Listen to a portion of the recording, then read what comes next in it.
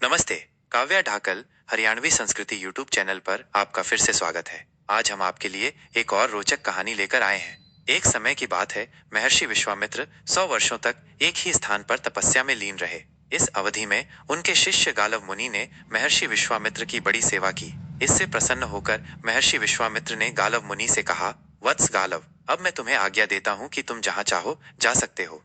गुरुदेव का ऐसा आदेश सुनकर गालव ने प्रसन्नता व्यक्त की और मधुर वाणी में महातेजस्वी विश्वामित्र से पूछा, भगवान, मैं आपको गुरु दक्षिणा के रूप में क्या अर्पित करूं?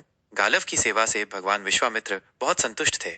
इसलिए उनके उपकार को समझते हुए विश्वामित्र ने उनसे बार बार कहा, जाओ जाओ, मुझे तुमसे कोई दक्षिणा नहीं चाहिए।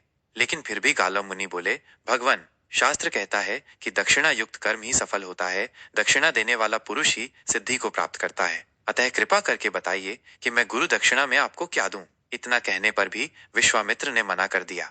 लेकिन तपस्वी गालव बहुत अधिक आग्रह करने लगे। इस दुराग्रह का परिणाम यह हुआ कि महर्षि विश्वामित्र को क्षणिक क्रोध आ गया। अतः उन्होंने गालव मुनि से कहा, हे गालव, यदि तुम मुझे कुछ देना ही चाहते हो तो मुझे चंद्रमा के समान श्वेत वर्ण वाले ऐसे 800 घोड़े ला दो जिनके एक ओर का कान श्याम वर्ण हो।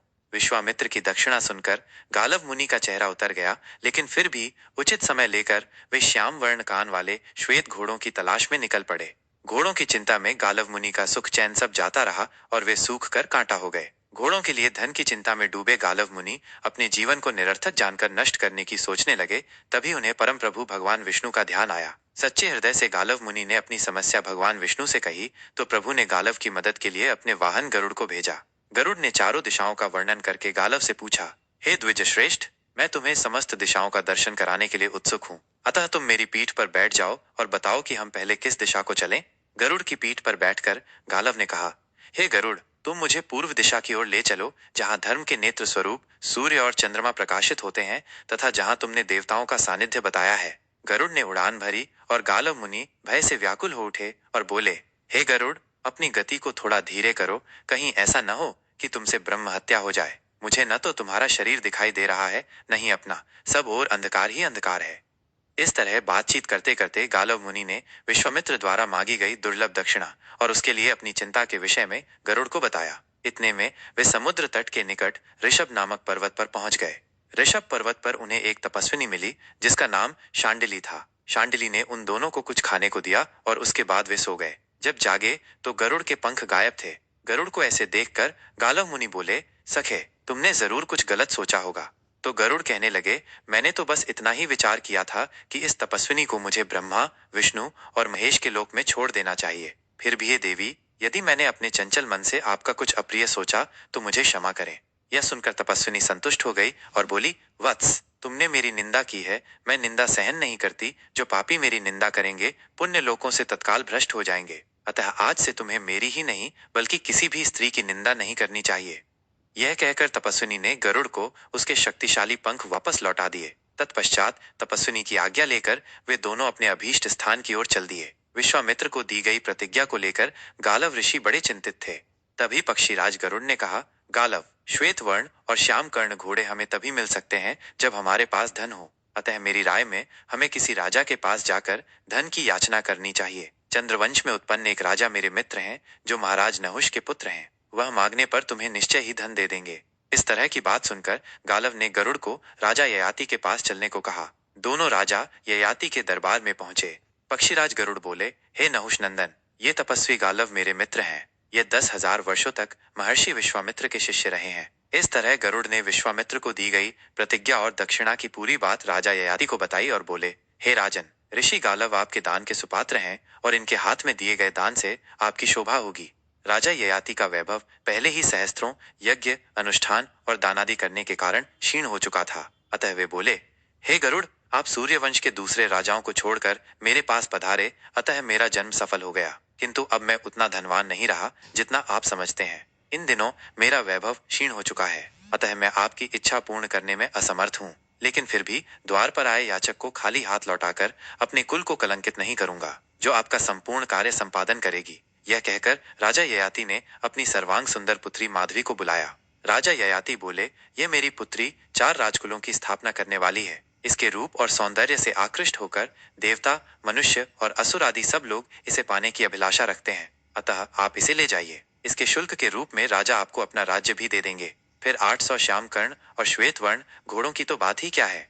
यह सुनकर गालव मुनि ने कहा, ठीक है राजन, मेरा मनोरथ पूर्ण होने के पश्चात फिर मिलूंगा। इतना कहकर गालव मुनि कन्या माधवी को अपने साथ लेकर चल दिए। इसके पश्चात गरुड़ ने कहा, गालव, तुम्हें घोड़ों की प्राप्ति का साधन मिल गया है, अतः अब मैं अपने घर चलता हूँ।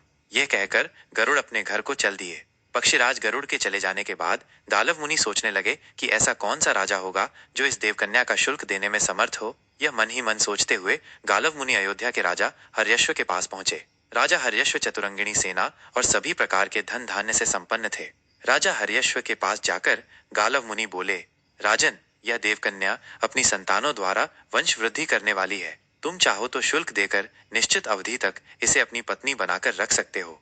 तब राजा हर्यश्व ने कहा, हे द्विज श्रेष्ठ, आपकी ये कन्या कई शुभ लक्षणों से युक्त और कई चक्रवर्ती पुत्रों को जन्म देने में समर्थ है, अतः उसके लिए आप समुचित शुल्क बताइए। गालव मुनि बोले, राजन, इसके शुल्क के रूप में मुझे 800 चंद्रमा के समान श्वेत वर्ण और एक ओर से श्याम कर्ण घोड़े चाहिए। यह शुल्क चुका देने पर मेरी यह शुभ लक्षणा कन्या आपके तेजस्वी पुत्रों की जननी होगी। यह सुनकर काम से मोहित हुए राजा हर्यश्व अत्यंत दीन स्वर में बोले, हे ब्रह्मन, जैसे घोड़े आपको चाहिए वैसे मेरे पास केवल 200 घोड़े ही हैं, लेकिन दूसरी जाति के कई घोड़े मैं आपको दे सकता हूँ। इसके बदले में मैं इस कन्या से केवल एक संतान उत्पन्न करूंगा, अतः आप मेरे इस शुभ मनोरथ को पूर्ण करें। यह सुनकर गालव मुनि थोड़े चिंतित हो गए। तब वह कन्या बोली, हे मुने, मुझे एक वेदवादी ब्राह्मण का ऐसा वरदान है कि तुम प्रत्येक प्रसव के अंत में फिर कन्या हो जाओगी। अतः आप 200 यथेष्ट घोड़ों के बदले मुझे राजा को सौंप सकते हैं। इस तरह 4 राजाओं से 200-200 घोड़े लेकर आप अपनी दक्षिणा जुटा सकते हैं। इससे मेरे रूप सौंदर्य पर कोई फर्क नहीं पड़ने वाला, अतः आप निश्चिंत रहें। कन्या के ऐसा कहने पर गालव मुनि ने राजा हर्यश्व से कहा, हे राजन, आप यथेष्ट शुल्क का 1/4 भाग देकर इस कन्या को ग्रहण करें और इससे केवल एक ही संतान उत्पन्न करें। इस तरह उस कन्या ने राजा हर्यश्व के लिए एक पुत्र को जन्म दिया जो वसुमना नाम से विख्यात हुआ। नियत समय पर गालव मुनि वहां पहुंच गए और घोड़े अमानत के रूप में छोड़कर कन्या को लेकर राजा दिवोदास के पास पहुंचे। काशी नरेश राजा दिवोदास के समक्ष भी गालव मुनि ने शुल्क देकर देवकन्या से संतानोत्पत्ति का प्रस्ताव रखा। उनके पास भी यथेष्ट घोड़े केवल 200 ही थे, अतः उन्हीं के बदले उन्होंने नियत अवधि तक उस माधवी को उस राजा के पास छोड़ दिया। राजा दिवोदास से माधवी ने प्रतर्दन नामक एक संतान उत्पन्न की। इसके पश्चात काशी नरेश को त्याग कर गालव मुनि के साथ हो गई। अपने कार्य की सिद्धि के उद्देश्य से गालव मुनि और माधवी दोनों भोज नगरी के राजा उशीनर के पास पहुंचे और उनके सामने भी अपना मनोरथ रखा। लेकिन राजा उशीनर के पास भी केवल 200 घोड़े ही मिले। 200 घोड़ों के बदले गालव मुनि ने माधवी को राजा उशीनर के पास छोड़ दिया। माधवी ने राजा उशीनर से सूर्य के समान तेजस्वी बालक को जन्म दिया जो शिवी के नाम से विख्यात हुआ। नियत अवधि के बाद गालव मुनि माधवी को लेने पहुंच गए। तभी राजा के दरबार में उन्हें पक्षीराज गरुड़ मिल गए। गरुड़ हंसते हुए बोले, ब्रह्मन, बड़े सौभाग्य की बात है कि आपका मनोरथ पूरा हो गया। तब गालव मुनि बोले, पक्षीराज, अभी तो दक्षिणा का 1/4 भाग बाकी है जिसे शीघ्र ही पूरा करना होगा। तब गरुड़ बोले, अब इसके लिए तुम्हारा प्रयत्न व्यर्थ होगा क्योंकि अब ऐसे और अधिक घोड़े किसी के पास नहीं है। तब गरुड़ के कहने से गालव मुनि 600 घोड़े लेकर विश्वामित्र के पास पहुंचे। गालव मुनि बोले, गुरुदेव, आपकी इच्छा अनुसार ये 600 घोड़े आपकी सेवा में प्रस्तुत हैं और शेष 200 के शुल्क के बदले आप इस कन्या को ग्रहण करें और इससे संतानोत्पत्ति करें।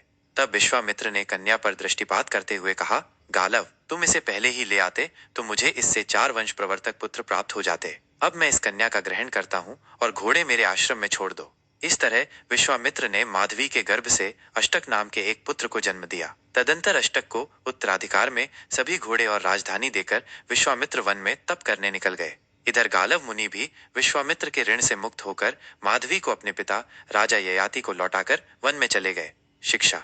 इस कहानी की मुख्य शिक्षा तो यह है कि जब कोई श्रेष्ठ ब्राह्मण अनुग्रह करे तो हमें हठ या दुराग्रह नहीं करना चाहिए, वरना विश्वामित्र जैसा कोई मिल गया तो गालव मुनि जैसी हालत हो सकती है। दोस्तों, कहानी कैसी लगी कमेंट करके जरूर बताना। ऐसी ही दिलचस्प वीडियो देखने के लिए हमारे चैनल को सब्सक्राइब जरूर करना। वीडियो को आखिर तक देखने के लिए बहुत बहुत धन्यवाद।